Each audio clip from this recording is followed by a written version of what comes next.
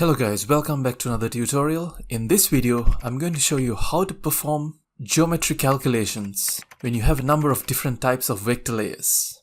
Now to make things easy, I have created 3 shapefiles which I'll be making use of in this tutorial. Over here you can see that I have created one shapefile called parks, which happens to be of the type polygon. And I have another shapefile called POIs, which basically stands for points of interest. And goes without saying that it's going to be a point shapefile. And over here we have another shapefile called rivers, which happens to be of the type Polyline. So to get started with our geometry calculations, let's go ahead and import these shapefiles into our ArcGIS Pro workspace. So what I'm going to do is I'm going to go to View, Ribbon over here and open Catalog pane. And from here I'm going to create a folder connection to the folder in which I have kept those shapefiles. So to do that, you can right click and select Add Folder Connection and just navigate to the correct folder. In my case, that's going to be this folder number 64, Calculating Geometry, and click OK. And when you do that, if you were to expand these folders and if you were to expand this Calculating Geometry folder as well, you would be able to see the 3 shapefiles that I was referring to. So the first type of geometry calculation that I'm going to perform is going to be relevant for point feature classes. So let's go ahead and import this POIs shapefile just by dragging it and dropping it over here. And as you can see, it basically zoomed me into the correct location, just like this. And you can see a number of different points over here. Well, just to make this point stand out a bit more, what I'm going to do is I'm going to select this world topographic map and go to vector tile layer. And maybe increase the transparency just a little bit. And I could change the color of the points as well simply by clicking over here, and let's go with circle 3. Alright, now if I were to open up the attributes table of this POIs layer, we can right click and go to attributes table. And right over here you can see that we have just a couple of columns. We have one column called FID, shape, ID and name. And over here you can see that I have given basically 9 different names for the 9 different POI points that we have over here. So when it comes to calculating geometry for points, the type of geometry that we can calculate would be its coordinates. Because when it comes to points, points do not have the concept of an area or a length. So if you're talking about a 2D plane, the only type of geometry that we can calculate for a point is going to be its X and Y coordinates. So in ArcGIS Pro, if you need to calculate the XY coordinates of a set of points like this, you have to first create 2 empty columns, and one of them being the X coordinate and the other one being the Y coordinate. Or you could even call it as the longitude and latitude as well, depending on the type of projection that you're using. So before we go ahead and create those 2 columns, I would also like to show you guys the current coordinate reference system that I'm using by heading over to Map, and if you go to Properties, you would be able to see that the current coordinate system that I'm using is WGS 1984 Geographic Coordinate Reference System. And if I check the coordinate reference system of this POIs layer, I could right click and go to Properties. I could click over here on Source, and if I expand this spatial reference, right over here you can see the type of coordinate reference system which has been defined for this POIs layer, which is going to be WGS 1984 Geographic Coordinate Reference System. Alright, since that's out of the way, let's go ahead and add a new column to this attributes table, and I'm going to name that as X. And the data type, since there's a good chance that the XY coordinates will be consisting of some decimal values, I could go ahead and select double over here. And similarly, I would also create another column called Y. So to add a new field, we can just click right over here and we can name this as Y, and the data type is also going to be double. And after that, you can select Save right over here to save your edits. And let's get rid of this tab. And right now you can see that we have created 2 empty columns called X and Y, to which we would go ahead and fill its relevant X and Y coordinates. So to calculate the set of X coordinates, all you have to do is just right click over here and select Calculate Geometry, and from here you can see that by default it selects X, and the property that we are going to calculate is going to be this point X coordinate. And the coordinate format, I would like to have it in decimal degrees, and the coordinate system, As I showed you guys, I'm going to use the coordinate system of the map, which happens to be WGS 1984 Geographic Coordinate Reference System. And we can go ahead and click OK. And just like that, you can see that we managed to automatically calculate all the X coordinates, or basically longitude values of all of these points. And to calculate the latitude values, all you have to do is just follow the same procedure, but this time we're going to calculate it for Y. So just make sure that you select point Y coordinate and the rest can be kept as it is. Click OK.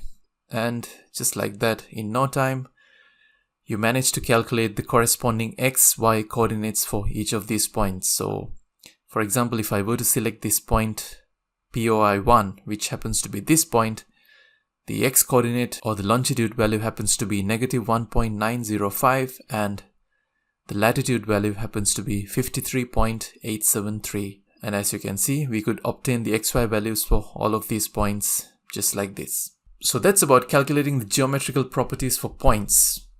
Now let's go ahead and import the reverse shapefile and see how we can calculate the geometrical properties of polylines. So I'm going to get rid of all of these panels and let's go to View again, open up the catalog pane, and this time we can import the reverse shapefile. And as you can see over here, if I open up the attributes table, you will see that we have 3 different rivers called River 1, River 2 and River 3. So let's clear our selection, and I would like to maybe change the symbology of the river as well. Let's go with color like blue, which is more representative of a river, I guess. And similar to the previous case where we created empty XY columns for us to calculate and put in those calculated values, we would have to create an empty column right over here, or an empty field, to calculate the lengths of these rivers. So what I'm going to do is I'm going to add a new field called length, and the data type is going to be double. After that, we'll save our edits like this.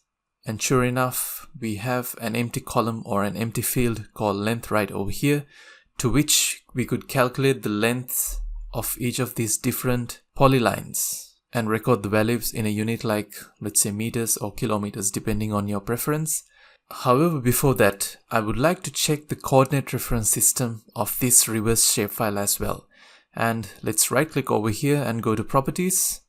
So if I were to head over to source and expand the spatial reference, you can see that this reverse shapefile is also in the same coordinate reference system, which happens to be WGS 1984 Geographic Coordinate Reference System. So something to keep in mind is that if you would like to calculate things like areas and lengths, it's always a good idea to convert your shapefiles to a projected coordinate reference system which uses units like meters, as opposed to working in a geographic coordinate reference system which uses units like decimal degrees. Because if you were to calculate your areas and lengths in decimal degrees, that's not going to make much sense to you guys. So before I go ahead and calculate the lengths, I'm just going to take one extra step and make sure that I find out what sort of a projected coordinate system is appropriate to be used for my study area. Now, depending on your own specific case, the type of projected coordinate reference system that you could use for your own study area can be completely different. You could probably use some sort of a localized projected coordinate reference system, or you could simply refer to a UTM zone map like this, which you can easily find if you were to just Google.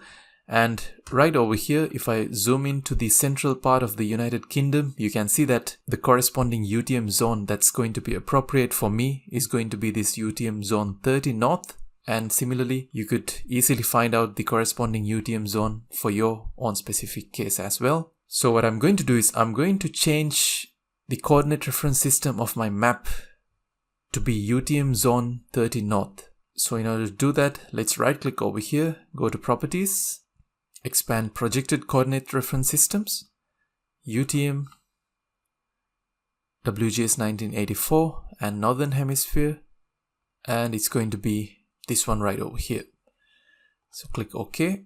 And after that, what I can do is I can export this reverse shapefile as a new shapefile layer which has UTM coordinates instead of geographic coordinates. So to export this layer, you can go to Data and select Export Features, and you can select the location to which you would like to save this output feature class. And in my case, it's going to be my working folder right over here, and I'm going to name this as Reverse UTM. Click Save. And quite important, you should head over to Environments and you should select the output coordinate system to be the coordinate system of the current map, which we just changed to be UTM zone 30 north. So if I click right over here, you would be able to see that. And after that, just click OK. And you would be able to get this new layer called Reverse UTM.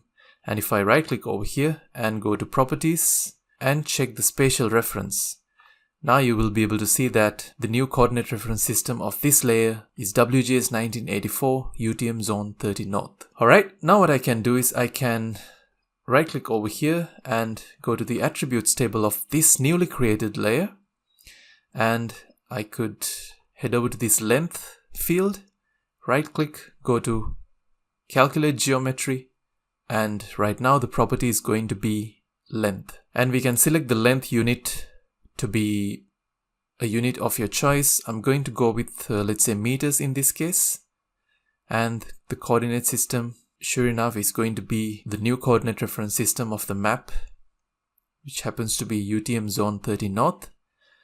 And if I click OK, you will see that now the length appears in meters. So the river one roughly has a length of 6,452 meters, or about 6.4 kilometers, and river 2 roughly about 6 kilometers, and river 3 roughly about 3.93 kilometers. Alright guys, so that's how to calculate lengths pertaining to polyline feature classes. Let's clear this out, and now finally let's learn how to calculate the geometries which corresponds to polygon feature classes, and that happens to be areas. So what I'm going to do is again head back to catalog pane and make sure that you import this parks shapefile, and you can see that I have basically digitized around 3 parks right over here. We could always go ahead and change the appearance. I think it would be more appropriate to represent the parks in maybe a bit of a flashy green like this. And if I were to open up the attributes table of this parks layer, you would be able to see that we have 4 records or 4 features: Park 1, Park 2, Park 3, which happens to be this relatively larger one, and we have Park 4 as well. And if I were to check the coordinate reference system of this parks layer by going to Properties and checking the spatial reference, you can see that we still have the same issue that we had with this original reverse layer, because if you work in decimal degrees, the results that we are going to get as area calculations are not going to be exactly what we intend to have. So what I'm going to do is I'm going to export this layer into a new layer called Parks UTM, and head over to Environments, make sure that I select current map right over here, which states that its new coordinate reference system is going to be UTM zone 30 north, and let's go ahead and create that new layer. And after that, if I head over to the attributes table, I could go ahead and create a new field called area, and let's calculate the area in, let's say, square meters, and the data type is going to be double for this case as well. And after that, all I have to do is just right click over here and go to calculate geometry, and we would be able to easily calculate the area by selecting area right over here, and just make sure that you select the correct units. As you can see, you have a number of different choices when it comes to the units of the area, so I'm just going to stick to square meters, and the coordinate system is going to be the current map coordinate system. Click OK. And just like that, you can see that we managed to calculate the corresponding areas of these different parks as well. Alright guys, I hope the tutorial was clear for you guys. It can sometimes be tricky when working in different coordinate reference systems. However, if you understood the concept of switching between the coordinate reference systems in order to make sure that you avoid getting weird or abnormal values when it comes to especially calculating things like areas and distances, I think you would be able to get your geometry calculation tasks done absolutely with no issues at all. So if you do have any questions regarding the steps that I followed today, you can add a comment down below. Don't forget to show your support by hitting that like button, and I'll see you guys again with another tutorial soon.